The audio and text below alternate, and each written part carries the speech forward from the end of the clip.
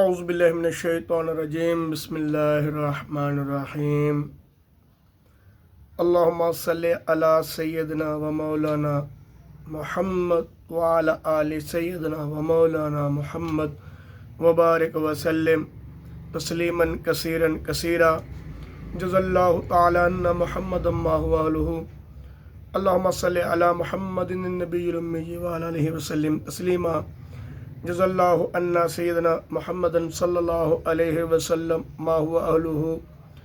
میرے ناظرین، دوستو، بھائیو، بزرگوں، آج میں آپ کے سامنے درود پاک کی فضیلت کو عرض کرنا چاہتا ہوں۔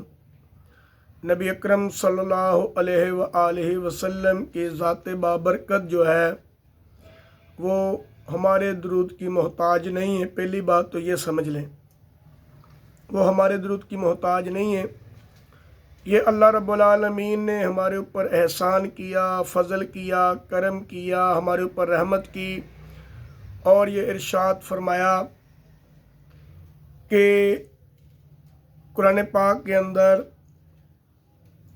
کہ ان اللہ و ملائکتہ یصلون علی النبی یا ایھا الذین آمنوا صلوا علیہ وسلموا تسلیما صلی اللہ علیہ وسلم۔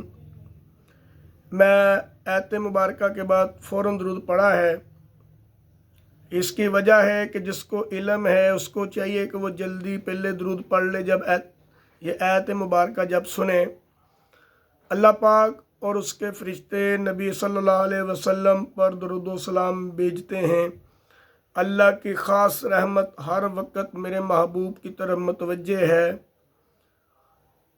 اور فرشتے بھیجتے ہیں، لیکن اللہ پاک نے ہمارے اوپر ایک احسان کیا، ہمیں بتایا اور ہمیں سنایا، اور سمجھانے کا یہ طریقہ ہے کہ اگر تم نبی صلی اللہ علیہ وسلم کے اوپر، میرے محبوب کے اوپر ایک مرتبہ درود و سلام پڑھو گے، حدیث کا مفہوم ہے کہ اللہ رب العالمین اس کو 10 رحمتیں عطا فرمائیں گے۔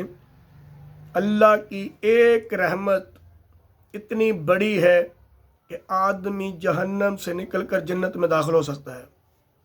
اللہ کی ایک رحمت اتنی بڑی ہے کہ انسان کی تمام بیماریاں ختم ہو سکتی ہیں۔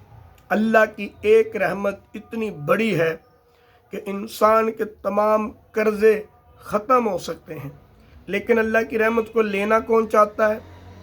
اللہ کی رحمت کو حاصل کون کرنا چاہتا ہے؟ وہ ہمارے اوپر ہے۔ اللہ کی رحمت ہمارے طرف متوجہ ہے۔ ہم نبی صلی اللہ علیہ وسلم پر درود و سلام پڑھیں، ہمارے اوپر 10 رحمتیں ہوں گی ایک مرتبہ پڑھنے پر۔ دیکھیں، ایک مرتبہ پڑھنا ہے اور 10 رحمتیں ملتی ہیں۔ تو ہمیں چاہیے کہ ہماری زبان اللہ کے محبوب علیہ الصلوۃ والسلام پر درود و سلام کے لیے لطب و لسان رہے۔